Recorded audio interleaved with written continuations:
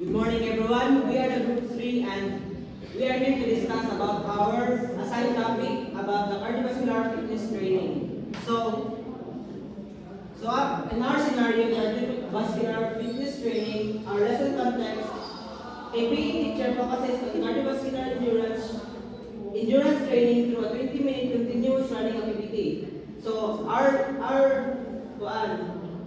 lesson is, at the end of the lesson, students should be able to explain the benefits of cardiovascular endurance and design a personal endurance training plan. So we can see here in here that our ILO is that explain the benefits of cardiovascular endurance and design a personal endurance training plan. So for our activities in teaching and learning activities or DLA, the teacher has students to run for 20 minutes and after running, students fill out a worksheet describing their experience, and the teacher includes with a short Q&A session.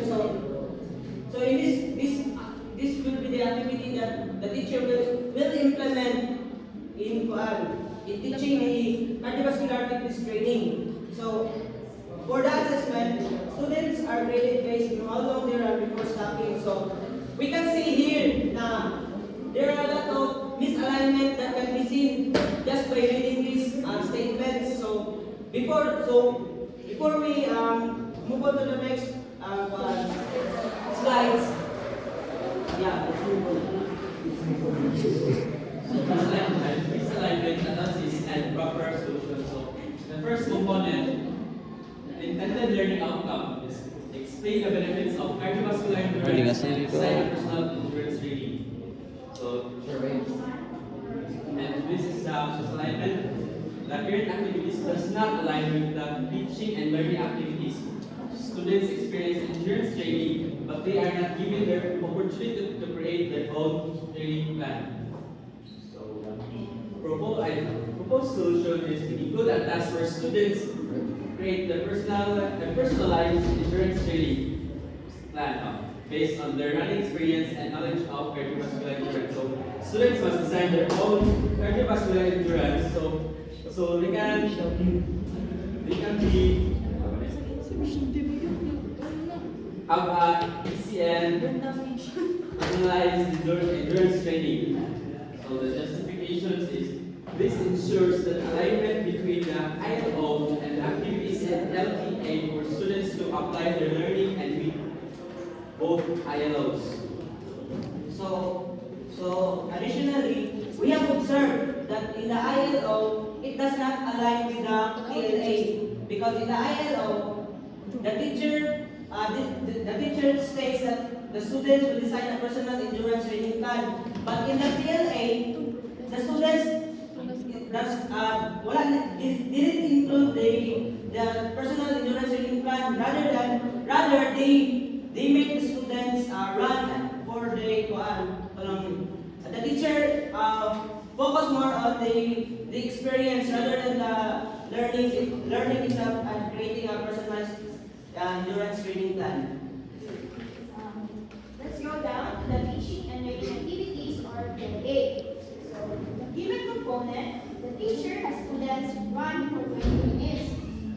After running, students fill out a worksheet describing their experience, and the teacher concludes with a short Q&A session. So, muna siya ang PLA or components sa given topic, which is the cardiovascular fitness development.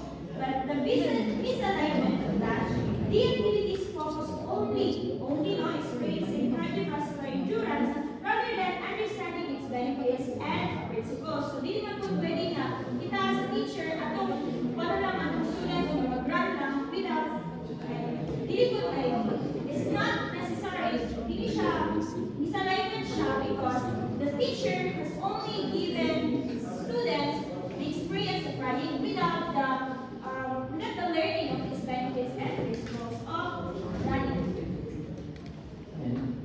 So with that, of course, before we proceed to the learning activities, us teachers will introduce a brief lecture or discussion before the activity, explaining how cardiovascular endurance benefits the body. And our justification on that, this ensures students not only experience but also understand the concept of the activity or the topic. the misalignment and our proposed solution will help the misalignment in the teaching learning activities. Before we begin our topics, of course, us teachers should and will teach and let our students understand what the topic is before letting them experience it.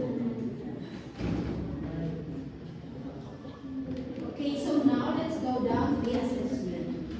Students are graded based on how long they run before stopping. So this is indicated on the assigned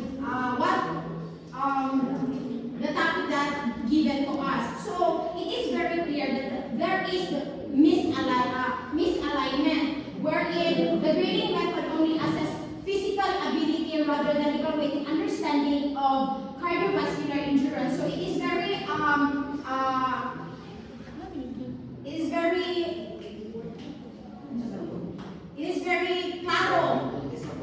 is very noticeable that it only focuses on one thing. Students are really reasoning on how long they run before stopping. So physical ability lang, the assessment only focus on the physical ability. Wherein as a teacher, we should focus on a holistic manner wherein dapat ma-assess po na po ang effective na concepts or aspects sa our students in order for us to fathom or in order for us to determine if what the students really understand on how they perform specifically running. It is clear here na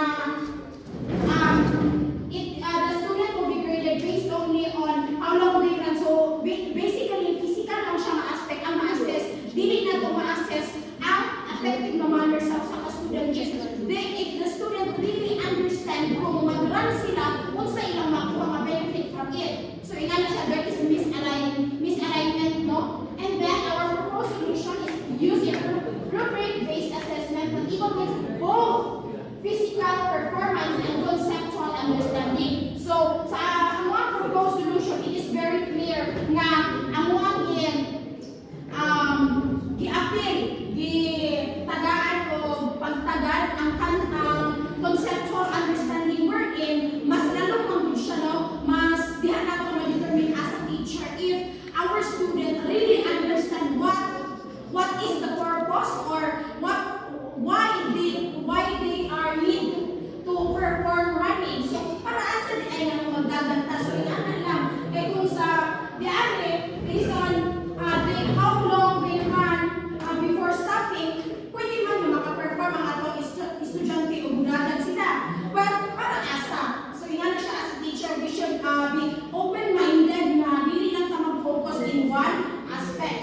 And then, justification for our proposed solution. This ensures a balanced evaluation of both theory and performance. So diri gi-highlight lang ang theory and performance wherein matagaan na to og pagtagad nga ang ato sa base sa ato ang assessment kung tagaan na to og part theory and performance diha na to determine ang ato ang student is natin na ibalan. Kay na may student na okay, they can perform. But nakasagot ba sila itong there are students that they can perform long run, but that student, we can ma-justify ba natin that student really know what really the importance of running or isa ang purpose nga padagan sila. So in this proposed solution, we can foresee the learnings and performance of our student in both aspects. Next. So now let's consider summaries of insight. The analysis revealed that current lessons lack alignment between the intended learning outcomes or